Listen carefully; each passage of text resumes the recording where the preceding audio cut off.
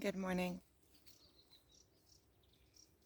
So, this morning I want to talk about passing over into a parallel dimension or passing into the new world, which is in existence all around us at all times. And the passing through um,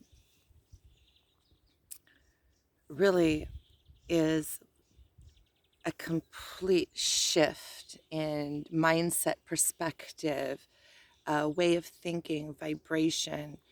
Um, we still inhabit the same physical plane, but just we are in a completely different place. It's like using different laws of physics.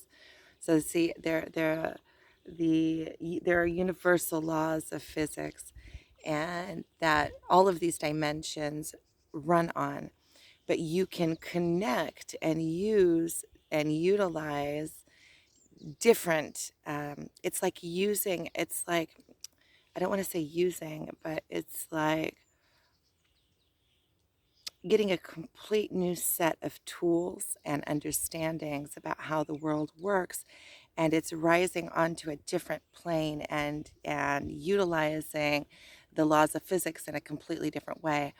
So and all is true. All of these dimensions are parallel and side by side, and all are true, and all run on the same. They run by this. How am I going to explain this? When there are universal laws of physics, universal laws of the universe, let's say, not physics. Physics takes it down to something that is already man made and already man understood, like written.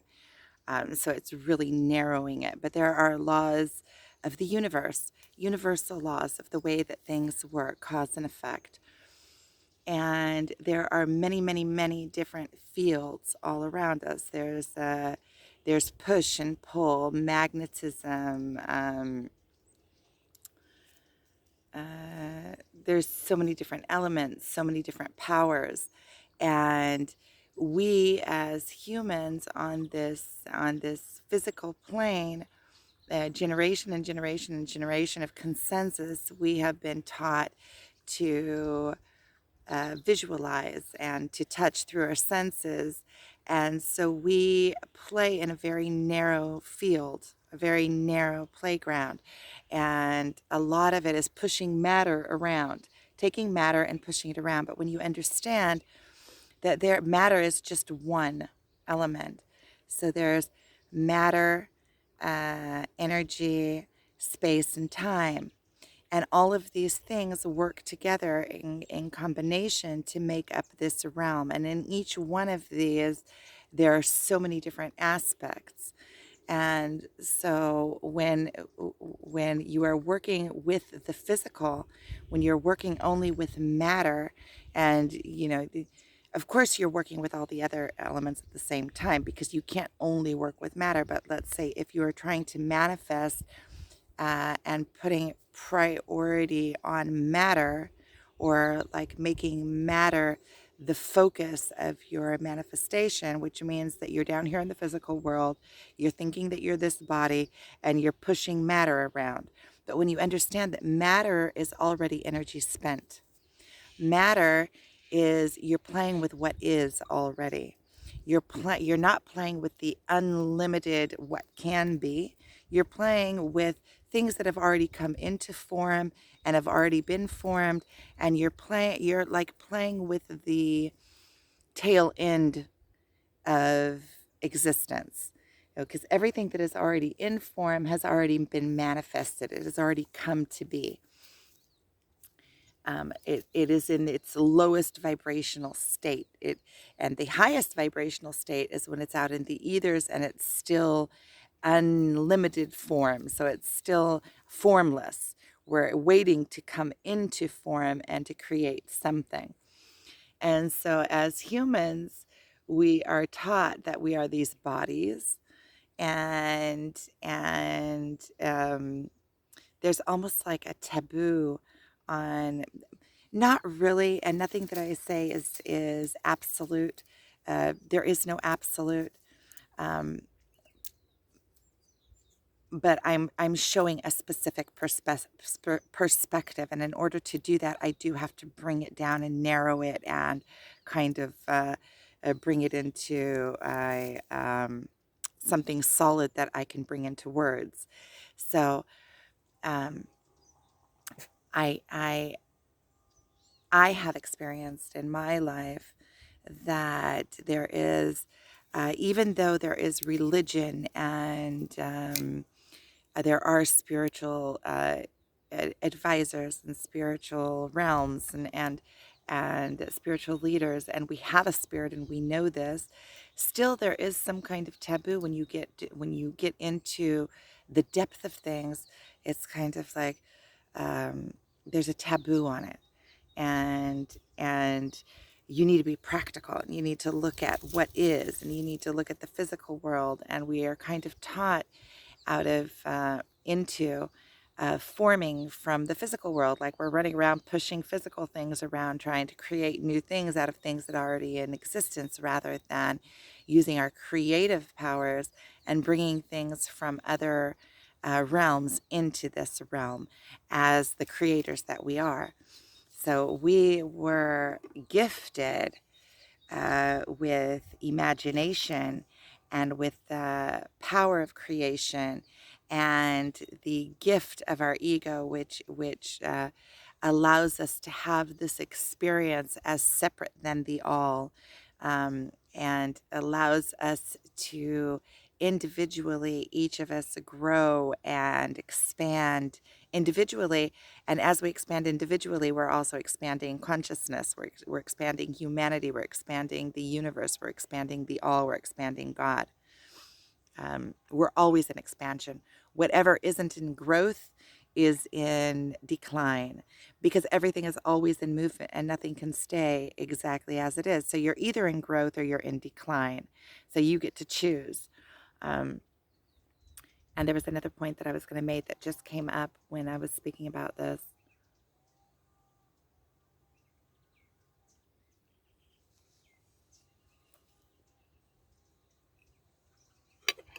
We'll have to come back around to it, and if it comes up, it comes up. I'll probably remember it if I watch this video again, because it was right before that point that I made.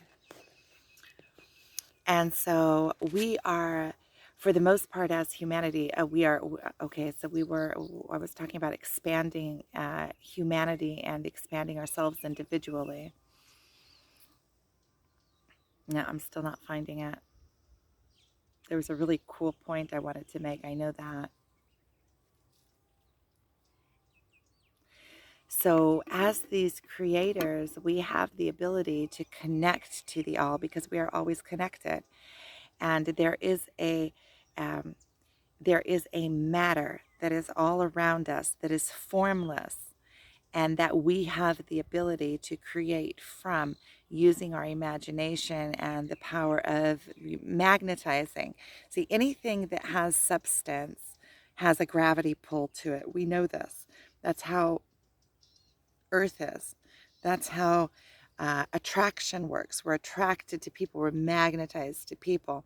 So we have a magnetism. We have a magnetic field to us. We also can emit information. Is what I'm doing now. I am um, putting out into the universe, but we also have the ability and capability of magnetizing to us, and we have the ability of using this formless matter to form things into creation, into this physical world. That is what this whole plane is about. That is the physical world, and we have the ability to create using, we have matter. These are what we know of, yes. Matter, energy, time, and space. And we are mostly, as a human species, obsessed with the creating from matter, which is transforming matter from matter to matter, which is also a sort of magic. But imagine the magic that there is and taking energy and forming it into matter, creating something new that doesn't exist. And we have the power and capability of this. Now, and I was talking about these other dimensions, and there is a dimension that you can move into, which is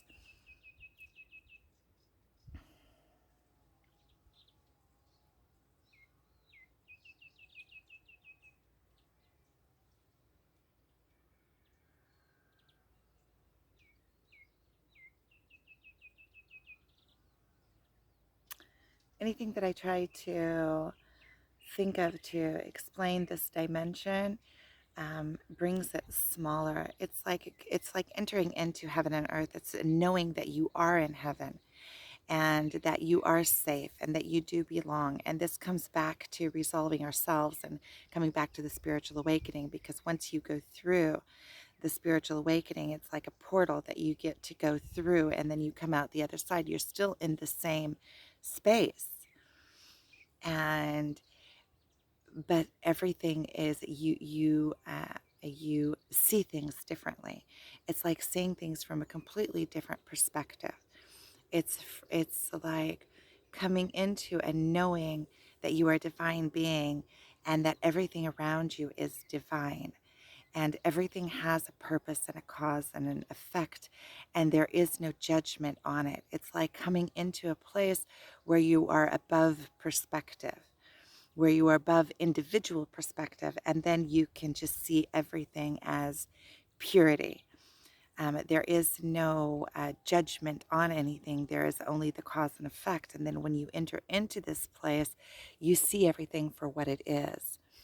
So it's like rising above perspective and emotion, because perspective is putting meaning on things that are relevant to you, that are relevant to your past experiences, are relevant to your emotions, are relevant. You put a judgment on things of why they are that way and how they became, and what the meaning is of it being that way. And when you rise to this place, or rise or go through yourself in the spiritual awakening, and you come out of into a place of pure harmony, where you see that everything in the universe is in pure sync with itself, its surroundings. Everything is working together, and everything is exact, and everything cannot be any different than it is. Everything is perfect. Lola is cleaning Rexy's ears. He brings her his ears and puts them next to her mouth so that she'll clean them. See, everything is in sync. How did they know to do that? I have no idea. But when you come into this place, it's a place of pure magnificence. You become in awe. It's like rising above your own perspective. And when you rise above your perspective, you can see all perspectives. You can see many, many, many different outcomes um, from the same vantage point. So a ball falls, and you can see hundreds of different timelines of where that could go, and you can see them simultaneously.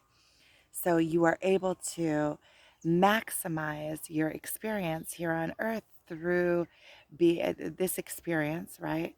Your human experience, by being able to see many, many, many different perspectives all at once. But that is, you have to go through yourself and clear yourself of sticking to a specific timeline, or adding to things specific meanings, or um, um, projections of yourself, or your own perspectives that you have been taught by the it's not a place where to find fault with yourself, because this is the human experience. Our perspectives are something that was built long, long before we were even born. A consensus of thousands of years of generations building on each thing on each other. I was talking about expansion. This is the point that I wanted to make, that you can see that we are a living point in expansion of humanity. So we have an automobile, which in the beginning of evolution started with somebody finding a round rock and rolling it. So we are always expanding humanity. We are sitting on top of even our language that we speak was developed before we were born. So we are, as much as a lot of times we feel like we're completely disconnected, we cannot be disconnected from humanity. The knowledge that we have is built upon generation and generation and generation of knowledge that came before us. And so, even in just knowing that, you have to know that you belong to humanity. And that already um, gives us a sense of belonging.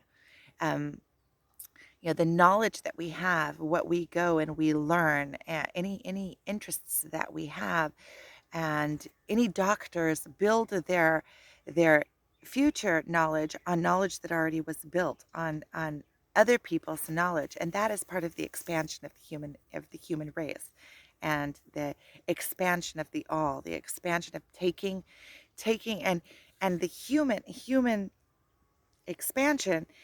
Imagine if all of the humans were wiped out all at once, all of the information that was gathered up till now by humanity would be erased, because when you leave this world, you don't take any of your information with you.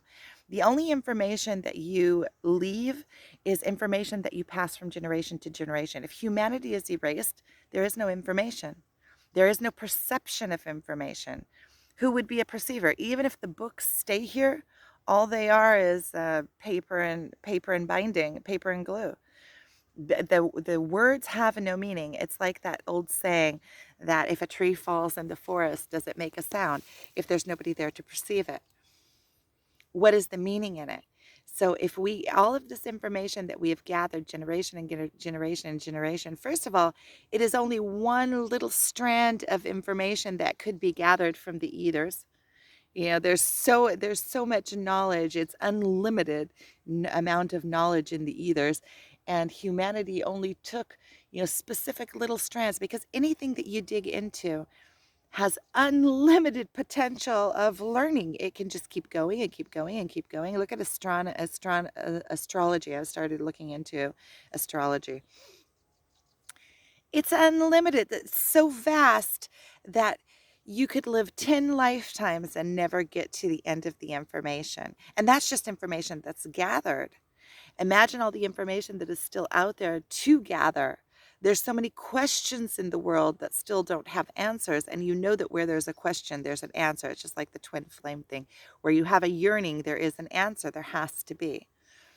And so, um, as you can see, you have the ultimate belonging. You are an extension of the generations that came before you. You are the life point at the end of a long line that came, and your children are an extension of that, an extension of that, an extension of that. And all that we have to do here is to expand knowledge, expand humanity, expand.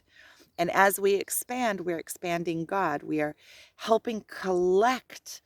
We are the perceivers of the all. We are the perceivers. We are what gives it purpose. Without um, perception of it, does it really exist even? Or does it have a meaning to it?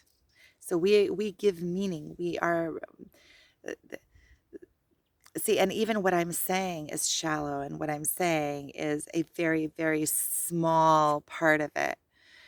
So, so that was what I was going to say about the expansion, how we are a part of the expansion, and how everything that we know sits upon knowledge that was known before us. And every generation expands it and expands it and expands it and expands it and expands it. And because we are thinking beings, we are able to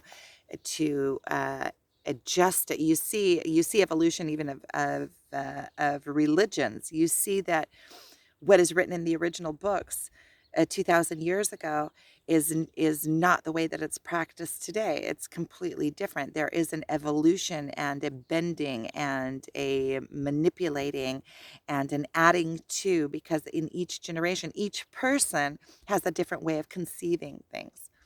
And so moving into back into these dimensions that I'm talking about,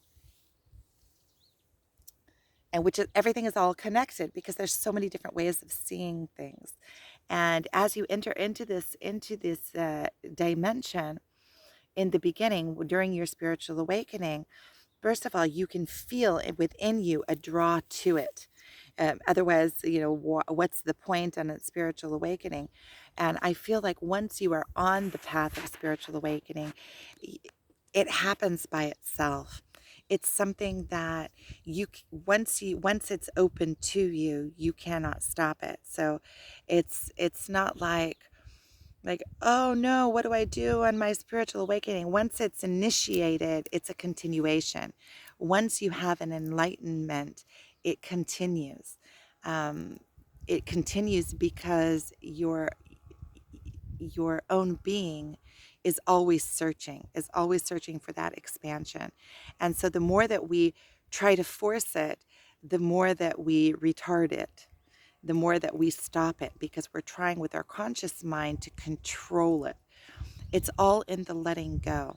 And as you move forward and you move towards this heaven on earth, this dimension, it's like moving into, it's like a shift into, there's so many different ways of looking at it, but it's like a shift into this other dimension, the new world.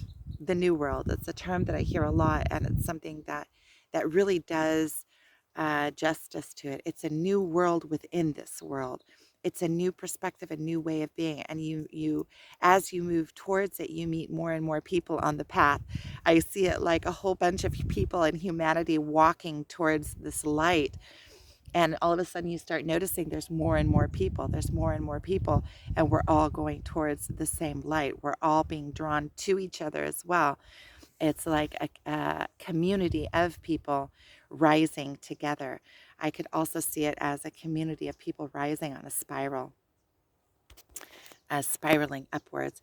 And as you move into this new perspective, or this new dimension, or this new way of thinking, then there are glitches along the way. And these glitches, you could see it as a pyramid, and you're rising to the top of the pyramid. And as you rise, these glitches are places that still need your attendance. You still need to attend to them. These glitches are places where your thought or your patterns or your perceptions are not in sync with the new world. You can't enter into the new world with old world perspectives. You can't enter into the new world with places that you are out of sync with the all. You have to bring yourself into a place of purity, into a place where you are your pure soul essence.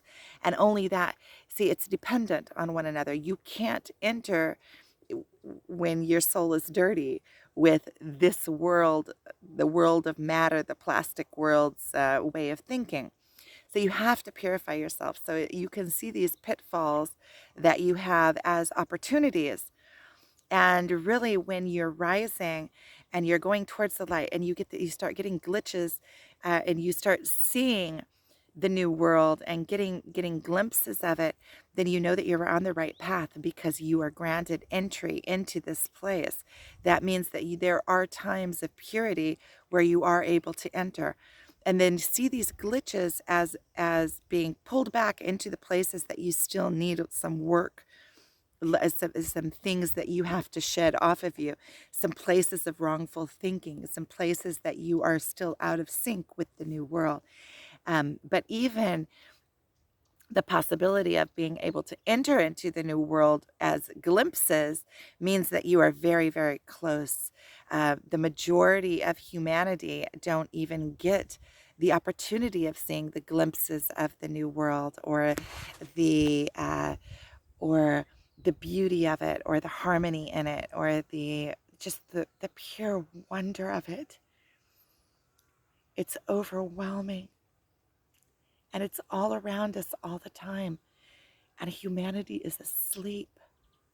They're asleep in the Garden of Eden. They're running around chasing money. Money is the new God. Money, and there's no time. There's time for everything. Time, time is relevant. Time is beauty. Time is of importance. Time is your gift in order to have this lifespan. Your lifespan plays out on the river of time.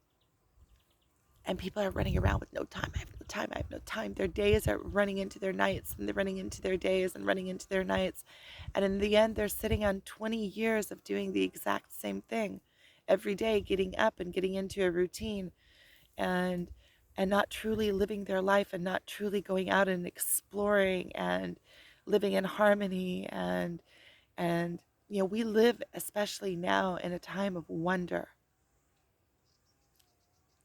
because we have so much knowledge, and all the knowledge is that, and we have the ability to move around the earth and to see many, many, many different places and different aspects and understanding, and we're in a place where we can have a spiritual awakening. And that us in the modern world, in the there are people still in the world today that are so far into just survival that they don't even have the opportunity of seeing that there is something greater. They get up in the morning and their existence is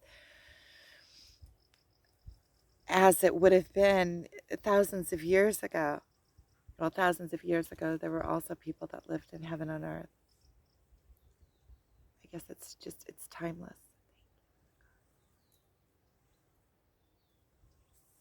When you come into the now in appreciation, think about it. In appreciation, joy always sits in appreciation. If you notice anything that you find joy from or that you're happy from, it begins in appreciation. You cannot have joy without appreciation.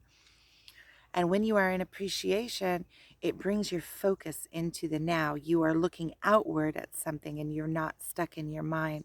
So there is a tool for coming into the now, for coming into heaven on earth, the state of heaven on earth. And so what I was saying about the glimpses and about the glitches, because we have glitches, and these glitches are the places, we rise, and we get to this place where we're like, wow, we get to this realization, we get to this plateau where we're like, oh wow, I got somewhere. I have this understanding. We enter into euphoria for this amazing understanding that we had, or this amazing realization that is a life changer. And as you go along the spiritual awakening, they happen almost daily. It's like, wow, wow, wow.